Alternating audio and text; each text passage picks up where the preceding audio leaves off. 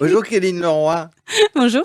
Tu vois, ils aiment manger, hein. Ils sont pas venus pour rien ici. Kéline Leroy, tu diriges avec ton époux la ferme de Vielcapé qui nous accueille aujourd'hui. Voilà, Merci. On voulait avec parler plaisir. avec toi et on va parler plusieurs fois dans la journée, évidemment, de l'exploitation, de comment. Alors toi, tu es de Montcabo, hein. J'ai oublié que tu étais noble, hein. C'est Kéline Leroy de Ah Montcabo. non, Le, je suis originaire de Montcrabeau, oui. de Montrabo, Ouais, voilà, voilà. où il y a un festival, on vous conseille d'y aller. C'est pas tout à fait dans le Gers, mais c'est pas loin. Alors, l'exploitation ici, qu'est-ce que vous faites?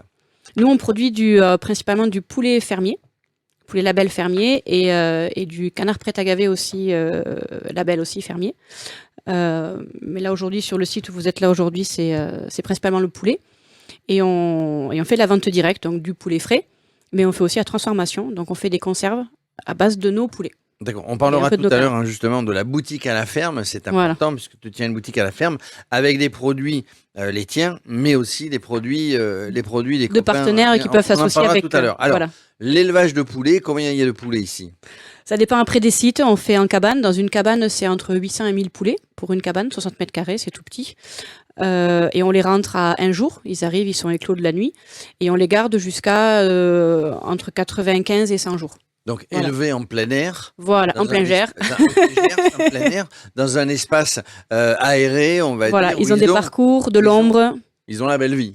Ah, ils ont la belle vie. Ouais, ouais. On fait tout pour qu'ils aient une belle vie. On fait des poulets assez goûtus au niveau de la viande. Après, ça fait des belles bêtes. Ils sont en liberté totale. Ils ont beaucoup de parcours, de l'ombre et Mais les céréales qu'il faut. quand je dis ils sont élevés, on reviendra sur le céréales. Quand je dis ils sont élevés, ils ont la belle vie, ils sont élevés en plein air, parce que c'est important pour le goût à la sortie. Pour tout, ouais, tout à fait.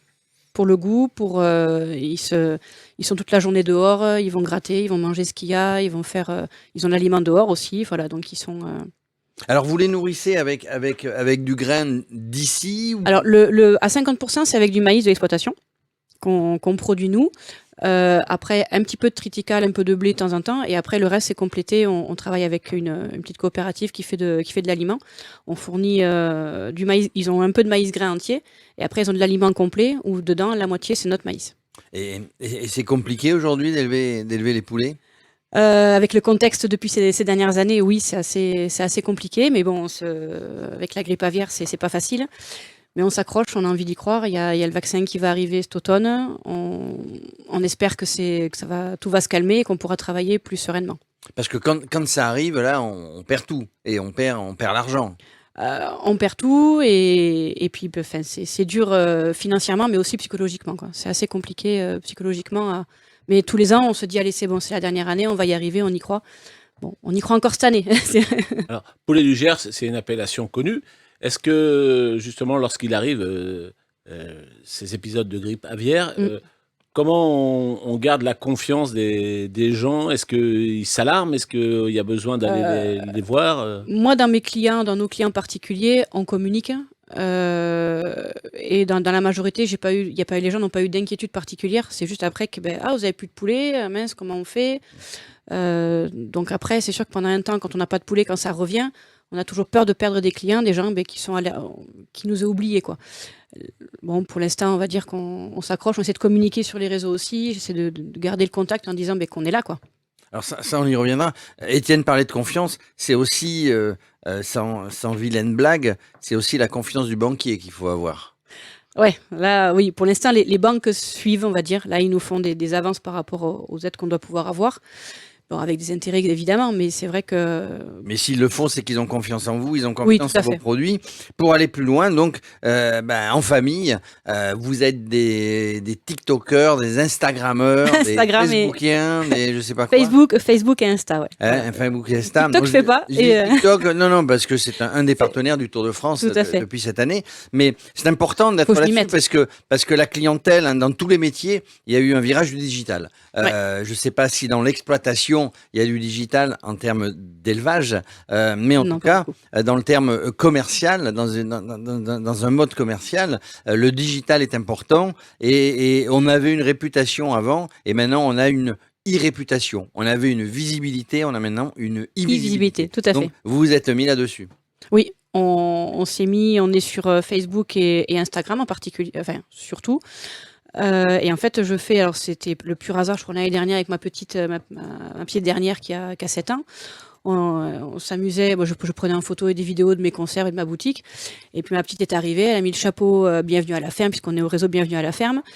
Et puis on a commencé à s'amuser à faire des vidéos et ça lui plaît et elle réclame. Et donc régulièrement, on fait des petites vidéos comme ça. C'est assez spontané. Quand on le fait, on doit répéter 2-3 phrases à tout casser. Elle a son sujet.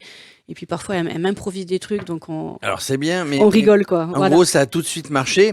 Mais c'est important parce que je disais la e-visibilité, la e-notoriété, c'est que les gens aujourd'hui ont besoin de savoir. Ont besoin de savoir ce qu'ils mangent, Ouais. ont besoin de savoir ce qu'il y a dans leur assiette, ce qu'ils vont cuisiner, puisqu'on parlait de recettes tout à l'heure. Donc vous montrez un petit peu comment vous fabriquez, comment vous élevez.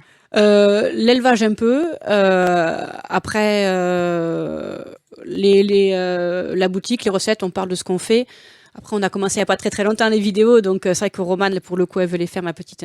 Donc la conserverie, je peux pas l'amener quand je suis à la conserverie, mais elle en parle assez bien quand même. Quand on parle des recettes, elle sait ce qu'il y a dedans, puis elle les goûte aussi, parce que quand on revient, elle veut goûter.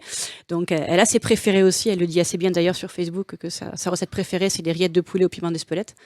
Elle le répète assez sur le site et voilà, on en blague d'ailleurs parce que maintenant à chaque fin de vidéo elle fait son petit geste et elle parle des rillettes parce que c'est son dada, quoi. Voilà. Alors, le réseau Bienvenue à la ferme, ça raconte quoi chez vous comme dans d'autres exploitations? Là c'est plus Sabine après qui vous en Oui. parlera tout à l'heure. Oui, non, Mais pour nous, moi j'y ai adhéré il y a pas très très longtemps. On a quand même du soutien avec une animatrice. On a après, on adhère à un réseau, donc il y a une visibilité quand même qui est assez importante, assez intéressante. C'est comme une labellisation. Ils ont une communication beaucoup plus large que nous, ça touche d'autres publics.